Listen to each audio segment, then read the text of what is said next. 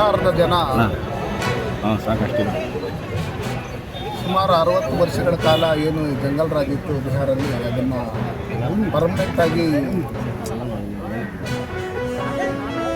ಕಳಿಸಬೇಕು. ಮತ್ತು ಲಾಲು ಪ್ರಸಾದ್ ಅವರ ಮಗ ತೇಜಸ್ವಿ ಆಗಲಿ, ಈ ರಾಹುಲ್ ಗಾಂಧಿ ಅವರಾಗಲಿ, ಈ ಅಲಿ ಬಾಬಾ ಚಾಲಿಕ್ ಚೌರ್ಸ್ ಅಂತ ಏನಿದ್ದಾರೆ ಅವ್ರಿಗೆ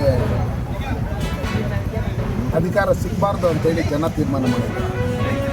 ಯಾಕಂದರೆ ಅವ್ರಿಗೆ ಗೊತ್ತು INDA ಏನು ಒಕ್ಕೂಟ ಇದೆ, ಆ ಒಕ್ಕೂಟಕ್ಕೆ ಏನಾದ್ರು ಓಟ್ ಹಾಕಿದರೆ ಮತ್ತೆ ಬಿಹಾರ ಇನ್ನೂ 30 ವರ್ಷ ಹಿಂದೆ ಹೋಗುತ್ತೆ. ಇವತ್ತು ಜನರಿಗೆ ಅಲ್ಲಿ ಉದ್ಯೋಗ ಇದೆ. ದೇಶದಲ್ಲಿರ್ತಕ್ಕಂಥ ಹಲವಾರು ರಾಜ್ಯಗಳಿಗೆ ವಲಸೆ ಹೋಗಿದೆ. ತಂದೆ ತಾಯಿ ಕುಟುಂಬ ಹೆಂಡತಿ ಮಕ್ಕಳು ಅನ್ನೋದನ್ನು ವರ್ಷಕ್ಕೋ ಇಲ್ಲಾಂದ್ರೆ 6 ತಿಂಗಳಿಗೂ ಒಂದ್ಸಲಿ ಹೋಗಿ ನೋಡ್ತಾ ಇದ್ದಾರೆ.